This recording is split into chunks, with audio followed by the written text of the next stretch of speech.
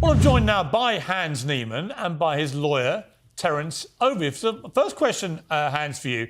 Why have you got your lawyer with you? Well, considering the recent case and settlement, some legal questions my lawyer might be able to better answer. And to be honest, Terry and his team has been, frankly, great in helping me resolve this case. And I'm very, very thankful to them for believing in me. And this is not just he's not just my lawyer. He's a friend. He's a confidant, and he's someone who I trust fully. And that's why he's here today. The question mark that got put over your head came after you beat Norway's world champion, Magnus Carlsen. This is back in Missouri in September 2022, so a year ago. And you beat him, ending a 53-game unbeaten streak. And as a result, you were accused of being a cheat. And you were accused of cheating in a particularly fascinating manner, which is the allegation was that your coach had basically instructed you to insert inside yourself, which he would then send remote signals to. First of all, when that story broke, those allegations, what was your reaction? Well, obviously, it was very disheartening to be accused of cheating after that victory. But these things, it happened, and I learned a lot from that time, and it really has taught me a lot of very, very important lessons about life and chess, and I think it's only strengthened my resolve, and it's only motivated me, further, and it's shown me that, with the help of people like Terry, in life, it's really important to have people who help you, and that's why, because of this, I've started a scholarship where I'm giving away $10,000 to talented chess players throughout the world. So, I think that when difficult things happen to you in life, you have to learn from them, and you have to, move forward, and you can't live in the past. Okay, but just to be clear, you didn't cheat. Of course not.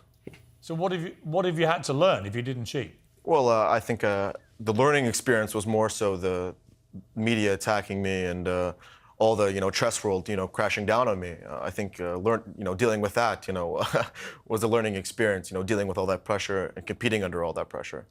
But again, to be clear, on the specific allegation, have you ever used anal beads while playing chess? Not a question I ever thought I'd ask a guest, to be honest, but...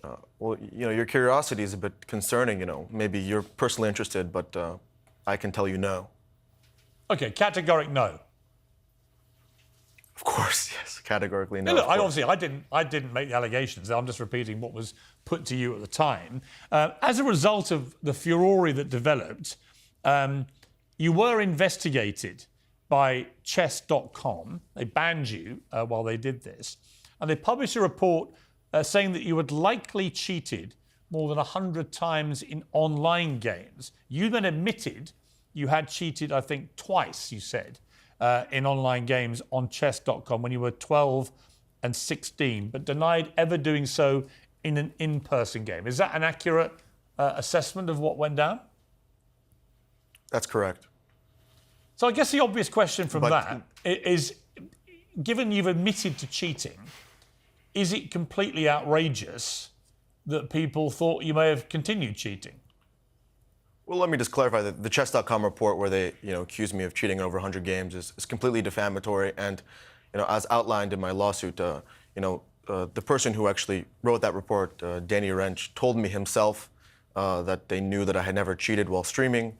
And the most serious accusations in that report happened while I was streaming live on Twitch. And the only reason that they banned me, was because they were finalizing, a merger with the Play Magnus Group, and their new, star ambassador was making a mockery of himself, and they needed to back up his accusations and discredit me. So, chess.com's report accusing me of 100 games of cheating is frankly ridiculous, and the timing that they decided to ban me, only during this merger and only after this accusation, it's absolutely ridiculous, and that report should not be taken seriously whatsoever. But and also, Piers, it's important to note that it was a 51-page hit piece. Right. And at the end of those 51 pages, there was no evidence whatsoever that he cheated online. That was the accusation. That was what they had banned him from. That was what Magnus had stated. There was not a scintilla of evidence to support any of that, and there still isn't. I understand, but just to be clear, again, Hans, when you did cheat, the ones you've admitted to, what were the circumstances of the cheating? Well, I was 12 years old I was very young. It was not, it was, in a tournament, but it was a childish mistake and something I've admit to. And I don't think that something you do when you're 12 and something, with, a couple $100 in the line should have any, No, but how did it's you, like how saying, did you cheat? Well, you use a chess engine to give you the moves. What, a computer or something? It was like an iPad. So someone was giving you moves from an iPad? Mm-hmm. Yes, it was a very childish thing. I didn't even understand the seriousness of what was happening. But then you were 16 12, and did it again. So. Was it the same thing again when you were 16? Well, when I was 16, this was not a prize money event. These were random, meaningless games. It's like, going to play, Call of Duty. And it was the similar manner. You see, so the first one you can put down to being a 12-year-old kid, all right, you make a mistake, you learn your lesson, you move on. But to do it again 4 years later when you're 16, it's only like 4 years ago, why did you do it again? Well, it was I saw those games as meaningless, and they were meaningless. There was no money or anything attached to them. And again, it was a childish mistake. I was living on my own when I was 16. I was financially independent, and I felt a lot of pressure. I just simply wanted to get a higher rating on the website. But I want to make a differentiation, Piers. When you talk about online chess and in-person chess, this is a very, very different thing, and you need to understand the difference between that. These online games, these are absolutely meaningless. And some of the people who are accusing me, in these casual online games, some people are streaming. It's not. You need to really understand. I guess, here's the problem I have with it, Hans. I don't like people that cheat in any form of competitional sport because to me, it just kills the integrity and purity of it. And I guess you would agree with that, right? No, of course. So, but you should understand, the difference between when you're, young child and you're under severe pressure and you make a mistake. And you should also understand that when it comes to over-the-board official tournaments, I've never cheated, and there's absolutely no evidence that I've ever cheated. No, but here's the problem. Here's the problem with that. Like I say, when you're 12, all right, I get it. But to do the same thing again when you're 16 shows there's a pattern. Well, and we only actually have your word for it, right? I mean, there might not be hard evidence to have nailed you, but you can understand why people will be suspicious given your admissions. I mean, if I played with my village friends at golf, there's a kind of integrity to the way we play, even though there's no money on the line. If one of them cheated at golf and I caught them, then I might give them a pass, although it would just be unthinkable they would do that. But if they did it again, I'd never play with them again. Piers, we understand Hans was 16 years old. He made a mistake. We understand that you have a different interpretation. He was playing online in a game that really didn't matter at a young age. We understand, and you're not wrong. But to try to extrapolate from the fact of something that he did on an online game when he was 16 and say, once a cheater, always a cheater.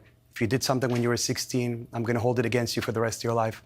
We think that's a little harsh, and it certainly doesn't properly characterize. Out of interest, all right, but why couldn't he answer that question? I think he was trying to. Well, no. Well, he wasn't. You jumped in. Sorry. Yeah, Hans. I mean, it was really aimed at you. You understand my analogy, right? If people. If you cheat in a sport once, when you're I can understand, but I can give you an analogy as well. So let's say that a 16-year-old kid went into like a pickup basketball game. That is the equivalent of the games that I cheated in at 16 years old. Is the equivalent of a meaningless pickup basketball game. So let's say in a pickup basketball game, you did something. I don't know how that would, whatever, you a foul, they didn't call a foul or something like that. Let's say you did that in a pickup basketball game.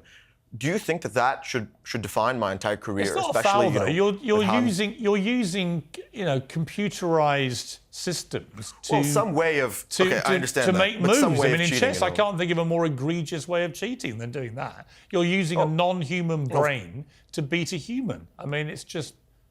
It's but he did not do that here. He did not do that here. Meaning, what he did back then, what he did about 5 years ago, and then about 10 years ago, you're correct. He's admitted that and he's apologized for that. Yeah. But that has absolutely nothing to do with what happened here.